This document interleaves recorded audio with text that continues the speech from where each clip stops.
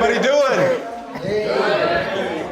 All right, welcome guys. So for the newbies in the room, welcome. We're so glad to have you to our day ones. Thank you, we're so glad to have you. We are nearly 80 members now and growing every single day, literally every single day. We're so excited about the energy that's happening in the room. What we're most excited about is that we're turning into an actual community. Like in a crazy way, where not only do we have investors and lenders, but we also have therapists and psychologists and pharmacists and like a real community. When we envisioned community, I didn't think we'd really be a self-sustaining community, right? But hey, that's cool, we'll take it, right? So if you are a novice investor, you are in the right room. If you are a seasoned investor, you are in the right room. Our goal is to create a space where investors at all stages can learn, connect, and grow. Our focus is for you guys to collaborate with each other, right? So get to know each other, collaborate, do deals, lend capital if you have capital to lend, help find deals for your fellow members. The whole idea is that we grow together, that we're better together. So we're here to hear from Sterling about his first flip. If you don't know Sterling Christian, for those new to the group, Sterling Christian, real estate investor, real estate agent, social media star. So it's gonna be fun to hear from Sterling. Sterling and I did a pre-call and he was completely candid about all the mistakes that were made. And I'm grateful for that because I feel like we learn from the mistakes, all of us at any level. So we'll talk a little bit about the mistakes and some things that went well today. Let's talk a little bit about how you acquired the property. So I acquired this property through a local investor that we knew in our network. He actually shot this property over to Khalil and he underwrote it. This is grandma's neighborhood, so he was working with the seller for 4 years, I think. This was a property maybe he wanted to take down himself, but he is a wholesaler and a flipper as well, and he didn't have the financing to acquire at the time. Okay. So we jumped on it. So is this a neighborhood that you were actively farming or it just happened to come up through your network? Both. This is the area that we want to do a lot of business in. All right, excellent. And we'll see here in a minute, guys, you got a pretty good deal on this one. We'll talk about why we think it's a pretty good deal. But so we got this one from a wholesaler. It was off market, correct? Yeah, off market. Okay, all right. So let's walk the team through the financials for the project. So if everybody has their deal sheet up, it's going to be this first one here with all of the numbers. We're going to go through the acquisition price, the rehab price, and where we ended up. So walk us through line by line. Yeah, so I bought this house for $225. I ended up paying the wholesaler $10,000, which I'm paying on the back end. 15% down. I was able to find a hard money lender that would lend to me with a first-time experience, so I was thankful for that. He charged me a point, and I financed 100K rehab. Okay. All right. So if everybody sees, so we bought the house for $225,000, right? And if we're looking at the percentage of ARV, we're under 50%, right? So, and we'll get into this here in a second, but right off the bat, we know that we're buying a pretty good deal, right? If we're buying the property for half of its future value, that typically gives us some room to create some value, right? Lower price points are a little bit different, but I think as you get up to this 400,000 plus range, 50%, that marker, 55% is what Keely and I use for our own underwriting. That's typically when hey, I'm getting into a pretty solid deal, right? So if you heard Sterling point out, when he initially went into the project, he planned on a $100,000 rehab. And that's pretty common. I think a lot of investors think, I'm gonna get the deal done for $100,000. And probably when you're pretty seasoned into your career, you probably could get the deal done for $100,000. But that initial one, you take a lot of lumps because you're, in the eyes of most of the contractors that you're working with, you're more or less a retail investor, right? Because you haven't worked with them before, so the pricing is kind of reflected there. But you planned for $100,000 in rehab, and then we went over budget quite a bit, right? So let's talk a little bit about where you came up with the numbers for that initial budget. Did you have other investors that you leaned on? Did you do some multiple bids? How did you come up with the numbers for the rehab budget? I went through a few fellow other investors, and we kind of just judged this off projects that we were doing new construction wise. Okay. So this is basically a new construction, but what we just should have padded the numbers a little bit better because a lot of it was demo that we had to take out. So like electrical, we kind of tried to judge it off something else, but obviously everything had to come out. Okay. So. All right. Okay. So we used some past projects. So you probably leaned on Khalil for some of those numbers too, right? But then there were just naturally things that ran away on this particular project for the construction of this particular project. Yep. Right? This was my first time going through a loan to purchase a house, so it was just a lot of work on my end, just pushing the loan through. Okay. So just a few things slipped between the cracks. So Okay. I would say proper preparation will kind of help you avoid those things. Okay, I like that. So still nonetheless, so if you guys look at the flip profit to the right, so we're at 53,000 is the flip profit, and then you see the total project cost basis on the left, we're at about 88%. So when Sterling first went into the deal, he was planning on a 3 to 4 month rehab, right? So 3 to 4 month rehab. So when he went into the deal, his profit margin was probably more like 18%, right? So what happens is the longer that you stay in the deal, the more you pay an interest carrying cost, and that eats into your profit margin. And this is common, right? I think being 7-8 months in your first deal, that's probably spot on for first time flippers, right? Yeah, I would say just plan for it because you can do it. Like I don't think the numbers are drastically different if you do a 9 or 12 month loan, and there's no prepayment penalty. So if you finish sooner, more money in your pocket. Okay. So if you guys caught that, so hard money lenders give you different options for loan terms. Most commonly it's 12 months, right? Especially for your first one, they'll assume that you're going into it for 12 months. But Sterling came into it saying, hey, I think I can get in and out of this thing in 3 months. We had some teams in place. It's just some of the construction on this particular property kind of ran off on him and caused the timelines to go a little bit longer. But for everybody here going into their first deal, second deal, you probably want to look at a 12-month timeline. Hopefully you get it done in 3 or 4 months or 5 months, right? But you probably want to plan for a longer timeline. They give different options. You can go 9 month, 12 month, usually 18 months is about as long as they'll give you, unless you're doing a pretty comprehensive ground up type deal, right? So I think that's a lesson learned here, is to go a little bit longer on the months. Sterling, can you talk about, because I know we talked about like you regretting not doing the 12 month. So you opted for a 9 month loan term, and then what is the consequence if you don't finish in 9 months? You have to renegotiate with your lender. Yeah. So usually they charge you like a point or two, and then your interest rate might rise by a percentage or two as well on your carrying costs. So. And it can be worse too. So Keely and I just did a deal where we had to extend it at the 12-month mark because we got red tagged on the property, right? So we were doing work that wasn't permitted. It was just mismanagement by our GC on that particular property. But we had to extend past the 12-month timeline because we were red tags for months and months. And it cost us like $8,500 to extend it for another 6 months. So these things happen, right? It's a part of the business. But nonetheless, we still bought a pretty good deal. So we were able to take those lumps, right? Yep. Okay. So let's walk through. Tell us a little bit about what you think went right with the project. What went right was that I got through it, the experience. So I know like I didn't learn, you can't go through something once and become a master, but I went through kind of like pretty much a lot of things that will come up in this project. So I have experience, I know what I should be paying for things, how things should be looking, good terminology of things that should be placed. So just going through it.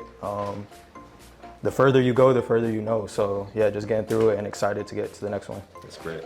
All right. So I think what went well here, and this is so important, he bought a good deal. Yeah, right? the deal, the area, and adding value to this property. So this was originally a 3-2, and we already knew coming in that we were going to provide value to the neighborhood for something that doesn't exist in the area. A lot going on here, right? 2 en-suites, that's a big deal. I think you said you had some buyers walk through the property pre-market, and they were really interested in that extra mother-in-law suite, right? So definitely something that you did right? If you can find ways in the property to make it appeal to very specific buyer groups, I think it's a really smart idea, right? And I think there's still room. I'm not 100% sure if you can put an ADU in the back, but you can convert. There's already a window in the garage. We changed all the AC around, so the ductwork is already ran through the garage. There's a window you can wall it off and they just park on the side and come through that back door. So Awesome. it's a lot of potential here. So there's more space, right? And in this neighborhood, there's probably a lot of multi-generational families, right? This is kind of a quintessential classic Tampa neighborhood, right? Yep. I didn't want to change the garage because I didn't know what the buyer would want to do with it. So yeah, that's good. I think some of it you leave to the buyer's imagination too, right? If it's there, right, and you can speak to it, that's helpful. So I want to talk, this is really important, right? So he bought the deal at 47% of the projected ARV, right? So the business, and this, I say it every single meeting, so my day ones here are, they're tired of hearing it. The business is buying good deals, not making pretty houses, right? That's so important. Of course you want to make the house pretty, right? You want to make the house pretty, give me the eyes. But the business itself is buying good deals, not buying pretty houses. So many of us are going to be, if we're in our first few deals, we're just getting into the industry, we're going to be speaking to a lot of different wholesalers, a lot of folks trying to sell us property. A lot of times those deals that are coming to you are 60, 65, 70% of the projected ARV. So I don't mean to cut the legs off of my wholesalers here, I love you guys. But I would just say be super critical, especially for the first few deals, because you don't know your rehab costs yet. Okay. And just like Sterling, you're probably gonna pay a little bit more because you don't have a carpenter that works with you on every deal, an HVAC guy that works with you on every deal, an electrician that works with you on every deal. Once you establish the relationships, the cost for those trades probably reduce 20, 30, 40% of what you would pay for just engaging with a contractor just one time or for the first time, right? So make sure in the beginning, most importantly, buy a good deal. That is the whole business. And even in the end, like Keely and I, we're just like, we're only buying deals that fit our metrics. If they don't, we're just gonna have fun with you guys and want you guys to buy deals, right? Here, Mike has a question. Yeah, so I'll add for any new flippers too. When you're looking at the ARV, it's a hot term. Like, who determined the ARV, right? So when you're looking at your first deal and the ARV is 47%, but then you find out the ARV is not 47%, that's important. Not every ARV is the same. Not every wholesaler is as honest as Mr. Castro here. So it's very important that they might have one comp that tells you that this house is gonna be worth 600,000, but that one comp is across a freeway or something like that. Another thing to keep in mind is when you're coming to market. Like in Tampa, it's not super seasonal, but it kind of has a little deflation in the summertime. Around the holidays, it's tough to sell. So if you are planning to come to market 4 or 5 months from when you're buying it, keep that in mind.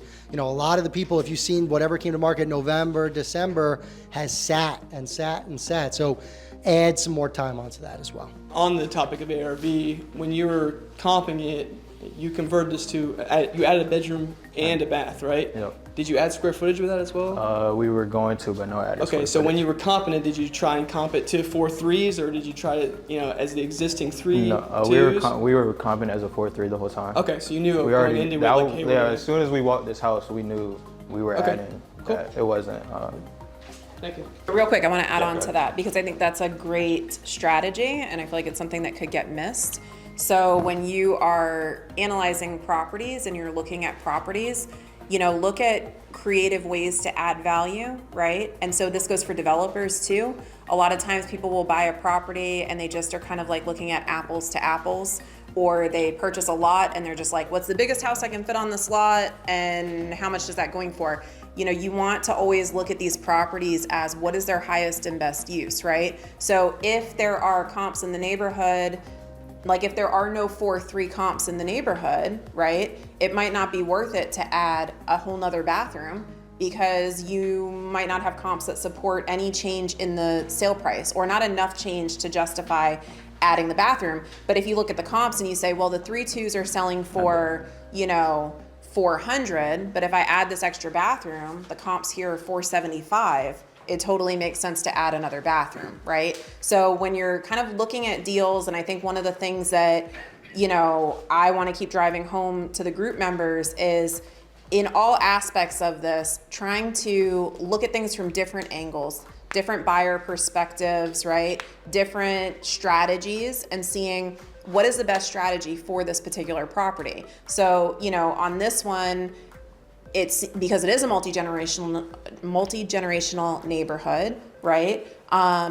that also has mass appeal just to more buyers that are specifically looking for that, but that might not be the case in another neighborhood. So, just kind of looking at things as what is the highest and best use for this property will help you not over improve, right? Not add that extra bathroom when you're really not going to get anything for that. It'll also help you make smart choices where you can add something that's going to get you way more money. Okay, so on that same note, right? So if you don't know if you can execute on the construction, would you be a little more hesitant to comp to the higher bedroom bathroom variation? What do you mean? Like if you're not So sure he's if you're- yeah, like it's his first deal or first few deals, so the construction expertise is not quite there. Hopefully we do due diligence, but in the early stages, it's even hard to do that, right? So what if you don't know if you can get that extra bedroom or bathroom, right? You're probably comping out to a lower bedroom bathroom So I think variation. if you're going into a flip as a first time flipper, like just kind of completely alone and not knowing anything, you want to be conservative with everything you do, right? You want to make sure that there's a million comps that justify your price and everything is very straightforward. I feel like one of the advantages that Sterling had on this deal was he has other kind of experienced people to lean on who were able to kind of help guide him. I don't know that, and I feel like that's an advantage of the group, right? Like if you guys have deals that like throw it out there, Mike's an appraiser, he's great at answering questions, we've got plenty of realtors. Friday call, free appraiser advice. That's every it. Friday call. Hey, we have designers, we have a bunch of realtors, right? So if you have a deal that you're considering, you guys can post it in the group and get some input on that. That's the point of networking and joining these groups, is that you're not completely alone. But I do think that specifically for your first flip, your first few flips, you want to be conservative about everything, but you especially want to be conservative about how you're comping out the property, because just because a buyer likes it, if they don't have cash to pay you for it, then you got to have an appraisal, and it has to appraise, and that's based off of sales data. Okay. All right, let's get into the nitty gritty. This is the fun stuff. Walk us through some of the challenges that you faced on your very first flip. I would say the challenges were, just a lot of unforeseen circumstances and a few major items left off of my draw schedule. So I was paying interest on money that I couldn't really access to. So the main thing on having a successful flip is gonna be everything flowing. Like you don't wanna I had too much money sitting in one asset at a time with no way to access it. So I would say really just padding it and flowing it, because if you set that up the right way, everything's gonna flow and you're not gonna be as stressed out. Yeah. All right, so I want to touch on this for a second. There's other challenges that I want to get to that I think will be really helpful for the group. But so we gave everybody these two rehab budgets. One says draw schedule original, and the other says draw schedule suggested. So the original draw schedule, this is the actual schedule that Sterling submitted to the lender, right? Every single line item, this is what the lender expected. This is more or less his rehab budget broken down into the draw schedule. So if you heard what Sterling said was, hey, one of the biggest challenges I had on this property was cash flow, right? I ended up getting into the project and I didn't structure my draw schedule in a fluid way. So I got caught in the beginning floating out my own money where I could not get it back through my draw schedule because of the way that I put the line items in the draw schedule. So I know Keely and I harp on this a lot, but it's so important on deal one, but it's especially important when you have 3 at a time. A lot of you guys are buying 2 deals at a time, right? So it's so important to really understand the cash flow. It makes a huge difference. So if you see here in the draw one for Sterling, he had some items that necessarily weren't going to get done until really what would be considered the second phase of the project, right?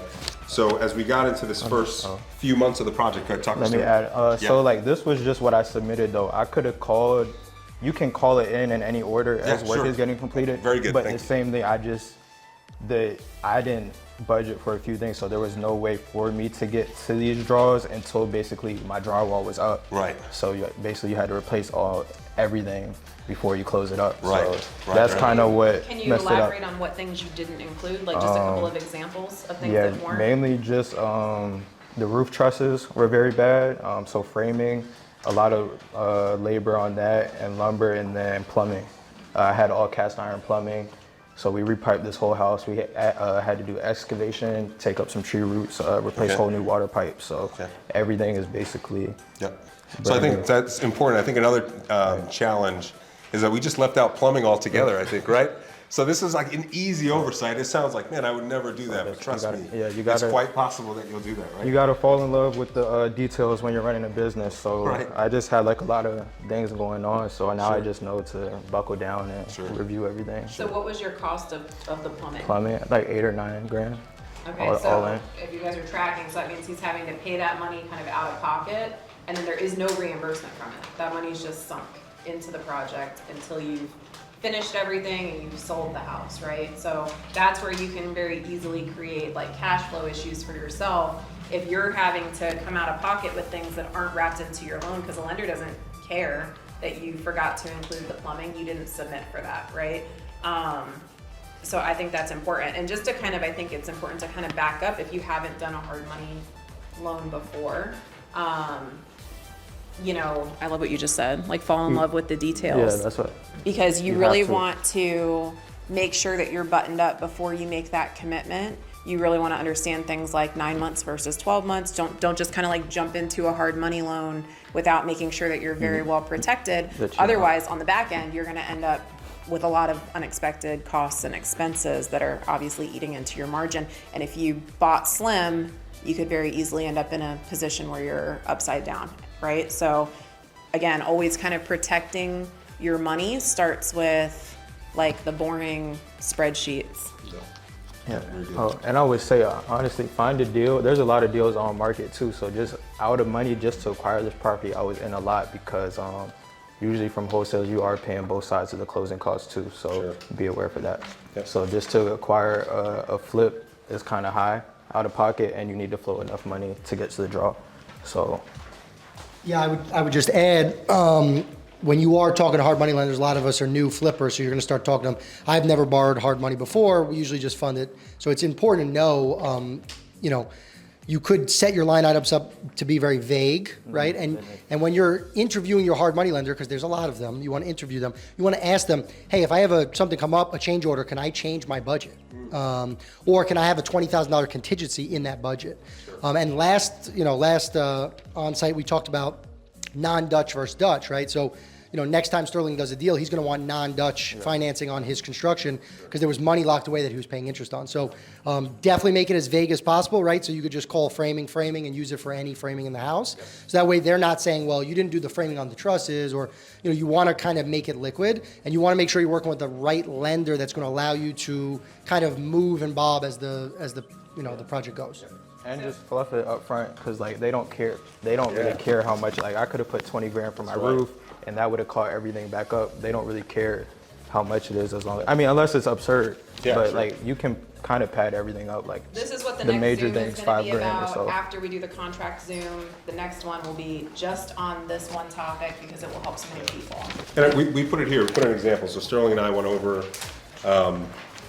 both budgets. So this is suggested, and this is not perfect, but if you see on the suggested draw schedule, to Sterling's point, his roof budget, when he initially went into the home, he thought it would be about $10,000.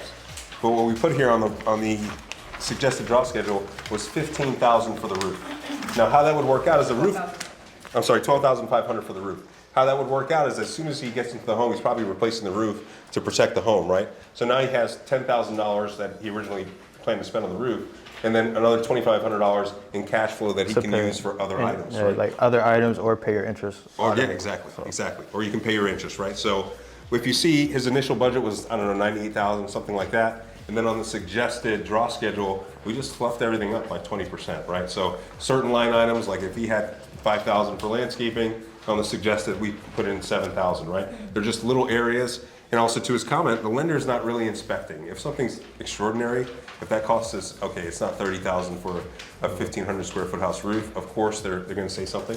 But they can't tell you whether or not you're using the most quality materials, right? That's your choice as a business, how you spend money.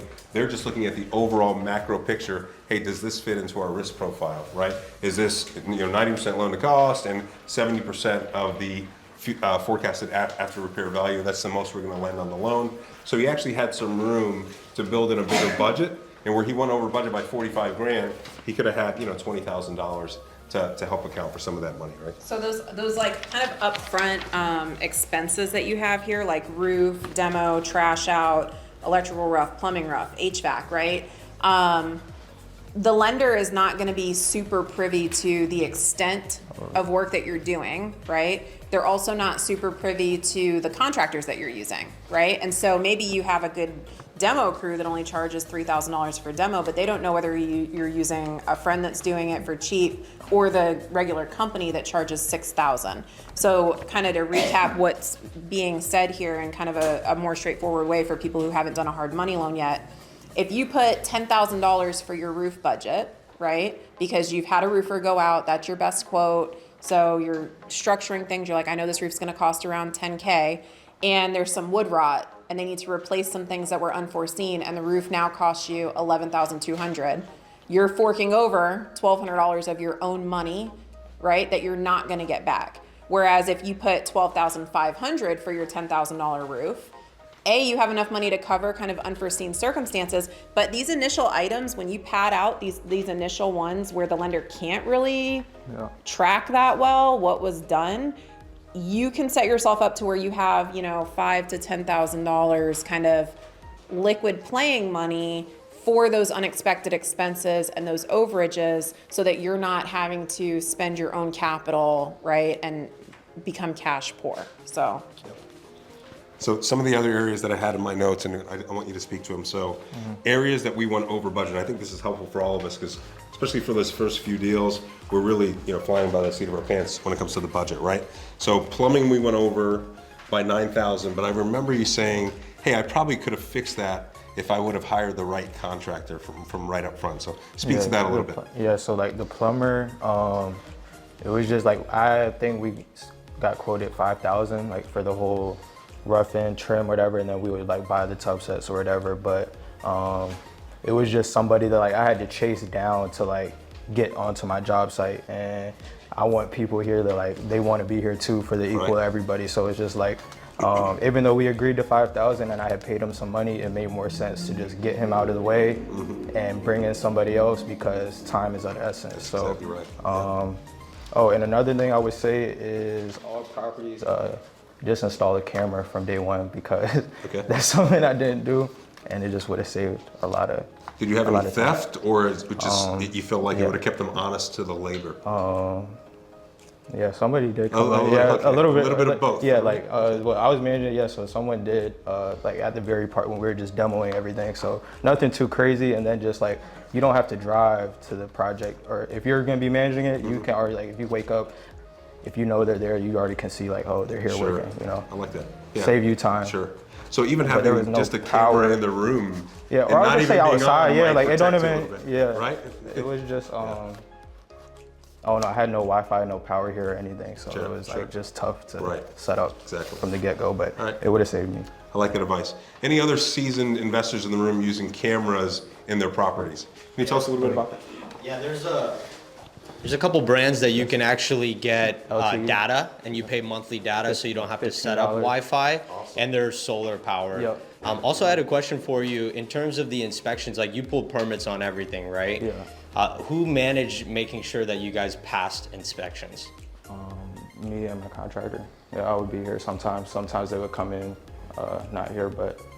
So did you have any trouble passing the inspections? Like, how did that go? Did that take a lot of time? No, they honestly went pretty smooth. All my rough-in inspections passed through pretty quickly. Then I think we had to do like a second plumbing inspection, but that's when we already started putting drywall up. So for that, we just got an engineer letter so we could keep everything pushing. So basically, you just want to, once you get that permit, you can kind of, as long as you have, like, if you have an engineer that will write you letters for, and you're doing work right, you can kind of just fly through. Like the toughest part is getting that permit approved. Yeah. How much did you pay for your engineer to write those letters for you? Pretty cheap. Oh, really? Yeah, nice. That's awesome, man. Also, I was just gonna make a comment. Like, I've had the same issues with plumbers, honestly. They're in really high demand, but there's not a lot of them. So if you find a good one, take care of them and hold on to them for dear life. Luckily I found a great one now, so it's just, I want to build that connection. So nice, sweet. Yeah, that's all. What's the name of that company that you use for the data for the cameras? I think that'd be really good for the group. Yeah, I think they're just. Yeah, I think I got. U-Box. I think it's just off Amazon or something. Right? You got yours Yeah, off I Amazon? got, but Or you then I bought it tried in to store? buy another one and I couldn't, so I don't even know what's going on with that one. But I'm still getting it on one of my properties, but I tried to buy another one for another flip and I couldn't find it. So anything with data so that you don't have to put Wi-Fi in is probably yeah, I was best. like this. It's like $15 a month, I think, right? Yeah, and then the solar power ones are great too, so you don't have to worry about putting new batteries in every time that it dies. All right, so I know we had some other areas where we weren't kind of expecting those expenses. So Yeah, the roof trusses and the framing. Let's talk a little bit about that. Yeah, so basically, Termites? yeah, a lot of termite damage here. So basically, we had to reinforce every single truss in this house, which was not budgeted for. So the lumber, that was a lot of money. I think like 3-4 grand in lumber, maybe 5 grand. And then like even Just in the garage, wood, I had- not the labor, yeah, just the wood. Yeah, so Okay. and then like I had to special order 24 footers to run all across the garage. So I think that cost me like 13 grand all in with lumber and labor, or 12,000, something like that. I'm curious, when you guys did your walkthrough before you bought the property, did you see like those don't quite look right? No, we couldn't really see anything. So what we got the roof done first, which we were demoing inside, but if I would have started demoing the ceilings, which we already put the roof on, we would have been able to just fix the trusses first or raise this whole roof. Okay. And it had 10-foot ceilings. Okay. But I think that might have been a lot more structural engineers involved Sure. to take this whole roof Sure, off and a lot sure. more holding time, which I Sure. wouldn't have been able to account for. But 10-foot ceilings would have been nice. And I basically paid for the same price of a new roof anyway. Okay, but So when it was all said and done, right? Yeah, Okay. all in. So. Yes, please. So during your due diligence period, did you bring an inspector to go into the attic so that way like that truss damage was visible, or was that kind of completely I unforeseen? did not. Okay. The wholesaler, he did tell me that there was truss damage, but I didn't know to the extent. This house was literally full of, like it was piled up. Okay. Some bathrooms you couldn't access. Got it. I would have maybe got an inspection, but So that's an honest thing too, right? We're eager to get into our first deals, right? Like everybody in the room in our first deals, we're ready to go, right? Yeah. We're getting into groups like this, we're hearing the success stories, like it's our time, right? So it's all of us, it catches all of us. So just a couple add-ons to that. So regarding inspections, if you are able to get an inspection, yeah, do it. it is a good idea to do it as you're learning, right? So you'll get to a point where you can walk through a house and kind of just know, like based off the age of the home and just visually what you're going to need to do. And also you'll probably just budget for worst case scenario because you've been burned enough to do that. But like early on in your journey, right, you want to have a home inspection if you can have one. If for some reason you can't, like it's a great deal, the wholesaler's not, like you got to lock it up right away. At least on your visual inspection, like Florida is filled with termites and these old houses typically do have quite a bit of termite damage. So as you're walking through, if you see like termite frass, it's usually like on windowsills, which is like little, almost like, it looks like dirt, but like piles of dirt, there's a termite issue there. Wings, if you see like little insect wings, there's termites. And maybe they're not active, but they probably have done damage, because once you start to see visible signs of termites, it means they've been in that wood for a long time. Also looking at like eaves and soffits and looking for wood rot up there, because that's usually going to be indicative that there is other wood rot in the roof that you can't see because it's hidden, right?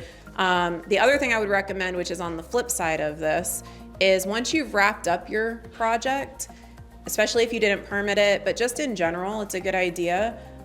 Consider bringing in a home inspector at the end of your project and giving you a completely impartial home inspection, because what can happen, especially right now in today's market where interest rates are high and buyers are nervous and they've got more inventory to choose from, if they feel like you've cut corners or if scary things come up on the home inspection, you might lose your buyer. And that's kind of the worst thing that can happen. You really don't want to have your property go off market, lose it during the inspection period, and then go back on market, because all of the realtors and buyers are wondering what happened, what came up in this home inspection, what's wrong with this property. Clearly it had some issues that another buyer wasn't willing to take on, and you've just really hurt your marketability. So spend the $500, have a home inspector do a comb through, and then resolve those electrical and plumbing issues before you put it on the market, before you have a buyer make an offer, before your buyer's home inspection. Because on the opposite side, if you've already done those repairs, when the home inspection is done, your buyer's like,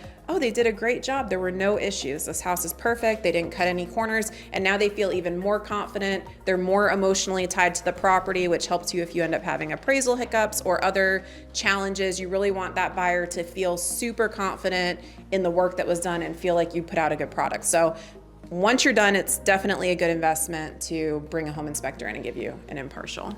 I feel like people think that block homes don't have termite damage, so they don't think about it. If you have a bathroom that doesn't have a vent in it, like I had in my flip, we had like probably like 2,500 in termite damage that we had to pay for, get sprayed, all that. And then one of the listings that I have, it's like a 2,300 square foot home, and they didn't budget for that, and they had to do it throughout the whole house, so that cost a lot more. So I feel like having that 10% contingency, like, So speaking to that end inspection, I think, there's a stigma for house flippers, right? So buyers have that stigma when they're walking through and they know this house is flipped. They've heard horror stories, right? So just protect yourself. I think you'll save yourself a lot of headache and extra holding time by just fixing everything before you get into contract with an already leery buyer that ends up pulling out because their dad has been telling them for 3 weeks about how bad flippers are and how behind the wall is terrible, right? So the dad shows up and save yourself some grief. Yeah, exactly. So I know we had some other outside of the property, just overall market challenges, right? So this one went through two hurricanes, yeah, two right? hurricanes. So yeah, I was literally about to get my permit issued right before the storm, and that held us up. Like, we had paid for expedited plans. The one hurricane came, and then boom, another one. So I think it delayed. All my rough-ins were done, and I literally just had to wait to keep going. So it cost you maybe a month and a half or 2 months at least, right? Yeah, because someone already tried to red tag me. Right. So right. Yes. All right. So these things happen. We're in the state, right? So you can't avoid the storms, but plan for that, right? For the first one, if you know you're going into storm season and you're doing your underwriting and you're being real strict, because all we do is hound into you, be really strict about your numbers. Plan for maybe a longer holding time because of the storms, and make sure the deal still works for you, right? All right. Let's, what else do we have? So, tell us a little bit about the project management process. I think we touched on this, but how did you approach it? What went right, what went wrong? yeah, I mostly just took it all head on. I managed it for the most part. I was here a lot of days. Like, I don't even know how many hours I was here. So I would just say, but towards the end, I had solid guys from the towards the end that I already knew they were showing up. So like, I would more so just pop in to like get updates for myself. Okay. My family wants to see how it's coming along, stuff like that. But from the get-go, yeah, like demo, this is like a little bit of an area. So once this house was sitting for a long time, so once work started getting done, everyone it drawed a lot of attention to the neighborhood. Okay.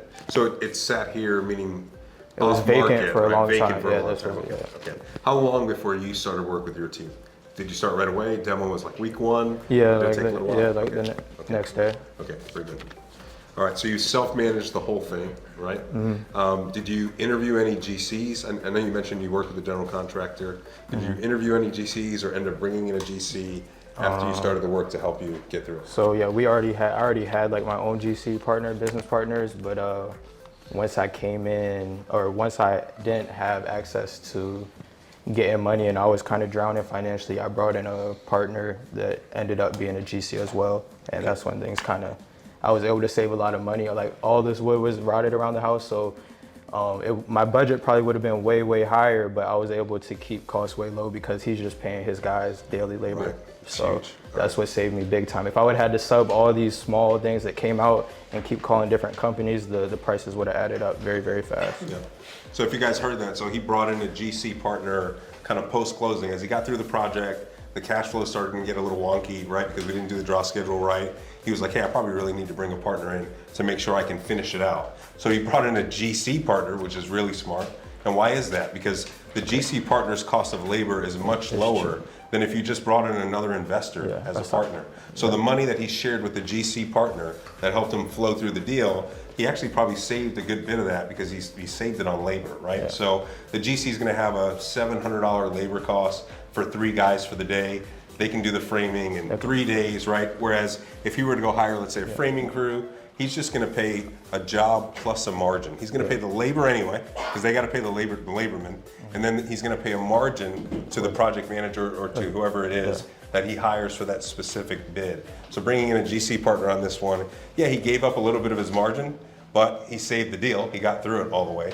And he probably actually saved some money too, because he partnered with somebody that has access to fair labor costs.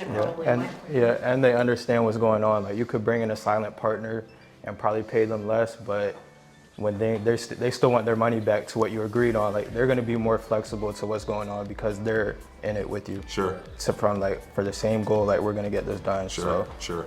And I think it takes some of the anxiety away from you at that yeah, point like, too, it's right? yeah, you know their experience. It's like, because I still would have been dealing with the same headache, basically. If someone would have lent me money, I still would have had to make sure all this is going. Yep, So. exactly. Okay, so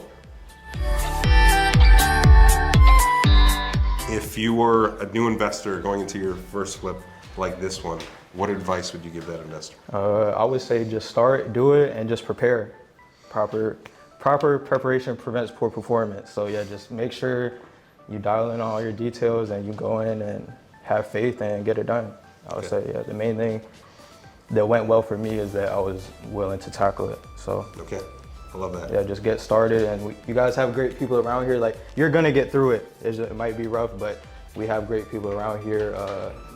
I don't think there's no reason why anybody here can't do it per se. So you're saying you probably lean on a group like yeah, this? lean on, exactly. Yeah, it's a great people. That's what I would do. So everybody in here, there's no reason why we can't all do business together. So I love that. Well, I want to thank Sterling for being so candid about his flip. It's not easy to be in the hot seat and just talk for a half hour about things that went wrong, but I know he had the intent for people to learn from his deal. And most importantly, he's ready to get to the next deal, so much more qualified, so much more educated. And we're excited to see where Sterling goes in his career. I think he's got the right heart about all the different things that he touches. Naturally has a lot of swagger, so sky's the limit for Sterling. Let's give a big hand to Sterling on his first flip.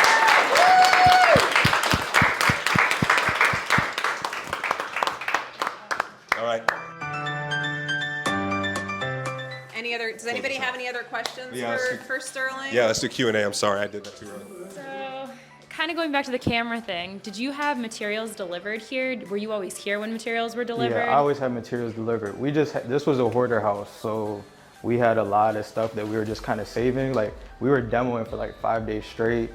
My lender wanted to meet me, so I met him, got some cigars and stuff, took the day off to chill. And I come back the next day and somehow, I don't know exactly how they got in, and I don't know what all the value that they stole, because it was just like old antique stuff. Like, they were getting appraisals on these items, so it's like, he basically broke in. Somehow he ended up at our other property. Yeah, with the stuff he stole, like 3 miles away. But like, so if I tried to make friends with neighbors, because we're like, there's no way these homeless people took all this stuff on foot. And he was like, yeah, a car literally pulled up here and they had a feast and they were just walking out the door. Like, I had old vintage luggage, old scary dolls, sports cars, all gone. So yeah, I don't know how much it was worth. Sure. But yeah, my little brother was like, you can't be mad that they stole it because you bought the house to flip it. But like, I still wanted the stuff. Yeah. I had antique TVs that I wanted to show my kids that they So took. when you had your floors delivered, like you had these delivered from like Home Depot or Lowe's or whatever, yeah, my right? subs would pick it up. Like Okay, window, okay, wood, lumber, okay. I would just get like Home Depot to deliver. Windows we picked up, flooring they would pick up. Yeah, So you the didn't most let thing I really anything just got sit? delivered was lumber for the most part from the get-go. Then all my subs would just pick the rest of the stuff up. Okay. All right, and appliances got delivered from like Lowe's or Home That's an Depot. expensive one. You had No. your locks on your door and all that when the appliances got delivered. Like everything was. Yeah, set no, so this no one was could- literally like the first week I bought the property that happened. Like, I didn't know I didn't think there was anything valuable inside the house, per se, but I guess somebody knew. I don't know, it was a homeless lady inside my dumpster. I don't know what she found. So I don't know if she, yeah, no, oh yeah, so basically I came back, I came back, so I came here at like 11, I opened the door, and I noticed like everything is gone, so then I called Khalil, I'm like, yo, like somebody broke in, and then I leave for a little bit, I pick up a friend, because like at this time, it was like crazy in here, so I just didn't feel too safe. And then the dude's passed out on the mattress at noon. He's saying like, oh, it's raining. I just needed somewhere to stay. And I'm like, how'd you? He was like, your front door was open. Like, I don't know how they were getting in, to be honest. So yeah, I came back, called the cops on them. Urban core investing. This is an absolute part of it. And then a Par month, for the course. like a month later, we were just checking on one of our rental properties, and like it's built up, it's a 1-story house, but it's built up. And Khalil was like, looks like someone else is sleeping here. And I'm like, bro, this is all of our stuff. Not all of it, but like it was, I'm like, how did he, I don't know what research they were doing. The dude had a laptop, he had a phone. He tried to give me his number. I'm looking at I was like, I told the cop, like, I probably don't want his number. Like, why am I calling homeless people? So I don't know. He's next level. I love this. He's next level. Going back to the plumbing, you said that was an unexpected cost, and you thought it was cast iron. Yeah. Was there issues with it? Did you get a plumbing inspection, or what was the decision to make it? I just knew like I wasn't gonna sell this house. You just wanted to be fresh plumbing. Okay. So one of the things that can come up like in the home inspection with cast iron pipe is it makes insurance for your buyer very expensive. And I was adding already, like this kitchen was all the way to like, we reconfigured a lot of this. So to the outside wall, right? Yeah, so I already was doing a lot of new plumbing, so I'm not gonna mix like. And also one of the challenges is like once you start like trying to tie in like PVC to cast iron, it like just disintegrates, and so you end up opening a can of worms. But if you decided to leave the cast iron, and like a lot of investors, especially with slab homes, they'll leave the cast iron that's like under the concrete and out to the street, but they'll replace kind of everything that's visible, right? You still technically are supposed to disclose that there's cast iron pipe under there. And even if you were taking the approach as an investor of like just not really making a disclosure, like, hey, this house is as is, do your own due diligence. If they opt to have a plumbing inspection and that cast iron is like really destroyed under there, they're probably going to back out, right? If you leave any cast iron visible, so a lot of times investors will think they've done a good job, and then there's like a plumbing stack that's cast iron. Like if the inspector sees any visible cast iron, that does go on the 4-point as a 4-point issue, and then the insurance companies charge a lot more, or they require like exclusionary stuff on the policy, and that also tends to scare buyers. So you don't necessarily, like a lot of flippers get away with not replacing the cast iron, but again, just kind of understanding that if you choose not to do that, you are taking some risks for yourself. You're risking a lot in terms of losing the buyer or a buyer backing out. Also, liability. So we won't get like too deep into that, but a lot of investors assume like, oh, I bought it in an LLC, I sold it as is, like I'm good. And that's not the case. Like typically people don't manage their LLCs properly. It's very easy to pierce the corporate veil of an investor LLC, and then you're fair game. So and we learned on a recent call, we had an estate planning attorney come on a recent call, and they said, hey, Florida LLCs, there's actually no protection. It's just like owning it in your personal name. You actually have to buy or open a Wyoming LLC to get real protection. So most of us, including Keely and I, like our initial LLCs are Florida LLCs, right? So these are things that we don't know. So I think also you just want to create a good product and be able to sleep at night. You don't want to do a job and finish a project, sell it, and then like in the middle of the night, 3-6 months later, you're like, oh man, thinking about that house, right? And you just want to do it right so that it can be behind you. Right? Or here's another kind of quick thing. So like we did a house down in South Tampa, and we didn't replace the cast iron pipe. It wasn't in the budget. We weren't going to do it. We did everything else. We made the house beautiful. We knew it was going to sell. Be very honest. Like when those buyers made an offer and they were asking questions, I was like, hey, we replaced everything above slab. We didn't replace anything below the slab. Your buyer's welcome to have a plumbing inspection. The buyer had a plumbing inspection, and it came back that some of the pipe wasn't in great shape. There was a clog. There was some other things going on. I said, well, we disclosed that we weren't replacing the cast iron, so because they came back and asked for like $15,000.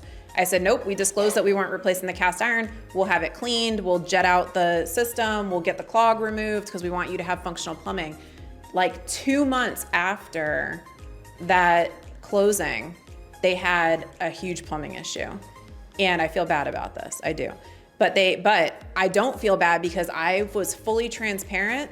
We even extended their inspection period to give them enough time to have the plumbing inspection. So when that agent called me and she was like, oh my God, they have all these issues and blah, blah, blah, blah. And I was like, I mean, we told you it was cast iron. We gave you plenty of time to have the inspection. The house closed 2 months ago. They're homeowners. Sorry, put on your big boy pants.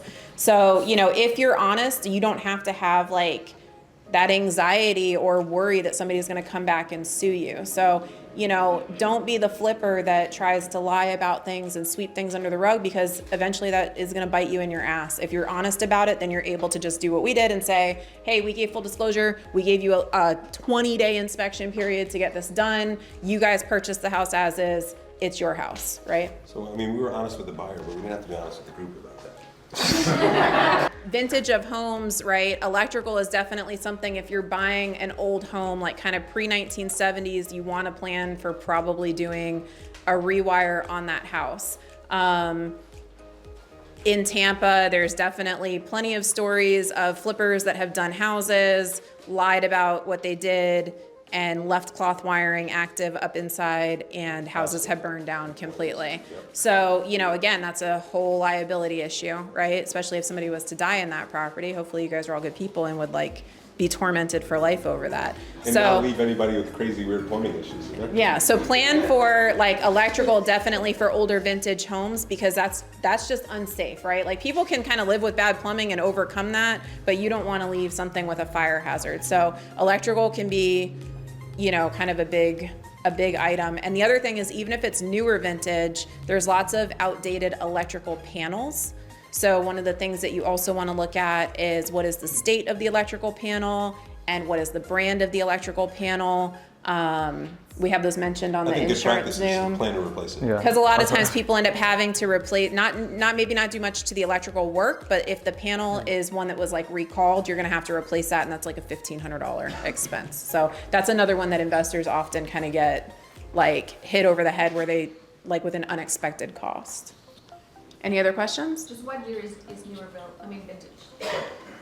So I would say, like, if you don't want all of the terrible old house problems, if you don't want like super bad termite damage and cast iron pipes and cloth wiring and like all of the things, plaster walls, you need to be like 1970s and newer. And for the group, so a vintage is a period in history. It's typically about a 10 or so year period of construction where code was a certain way, architectural styles were a certain way, building was a certain way. Yeah. So it usually goes in decades, but there is some overlap, right? So Yeah. you know, 1920s to 1950s. And what it has to do with is, similar like- vintage, et cetera, et cetera. And what it has to do with is like construction code changing, right? So what was to code back when this house was built is not what, if you were to build this house brand new right now, you're not gonna be allowed to do a lot of the things that you were allowed to do when you built this house, right? So like 1970s and older, you're gonna probably plan to do all the things, right? If you get into like the 80s and especially like up into the 90s, a lot of that can just be cosmetic, you know, reconfiguration.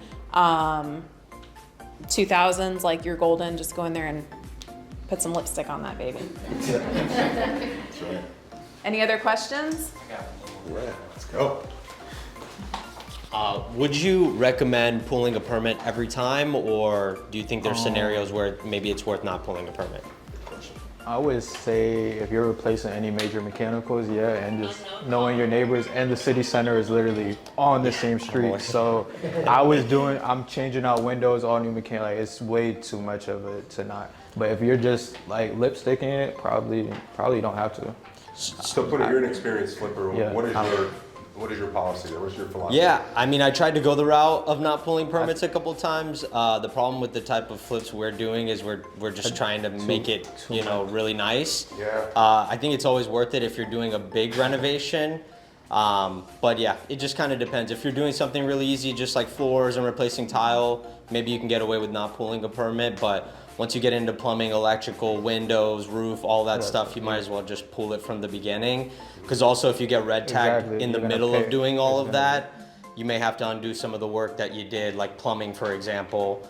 You start breaking into the grounds and then you put the concrete back down and then you get caught and they want to see the plumbing. You gotta lift it all up again, so.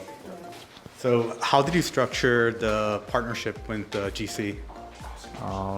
The partnership on that was he basically just extended me like a certain line of credit, and then We agreed to a profit split at closing. After that, I told him what all I need to pay back and get out from this deal, and then we negotiated in writing from there. Was it contracts that he provided, or did you use what he gave in the group? Where did you come up Yeah, with no, we just wrote it up ourselves and got it notarized. I like that. Did you do anything to protect yourself from like the GC double dipping or? No, it was it was through a person in my network that I knew was very trustworthy. So he wouldn't have came into this deal like to try to sabotage me. Like I was already I wasn't bringing on a random person. So Was he fronting labor costs though? Like you weren't paying him, were you? yeah, well, I was already in this project like 100 grand. So he already knew. He knew everything that I had already paid out, what I acquired the property at, what else. So he knew he knew what I had left in my draw schedule and what he would be able to finesse, like save, cut down, and go from there. So he covered the overage, that difference between 100 and 145. He carried me because I had to basically come in to get to that draw. I still had to come out of pocket more money. So he just extended me a line of credit. We did go it was a good partner. So some of that we did go a little bit over because the draws would come back a little bit late. But to keep the project going, we all had too much money into this project already. So we just made it work. The nice part about a GC too is that sometimes a GC will have an agreement with their subs that they have to wait to get paid, right? Like, if we're coming into our deal for the first time, we're not general contractors. We pay as soon as work is completed. But that GC may have a net 30 or a net 60. He doesn't have to pay them for 30 days or 60 days after the work is done. So you can bring a GC in where really it's not costing them a whole lot of cash flow. They're just using their resources. One more round of applause for Sterling. Good job, man. Thank you.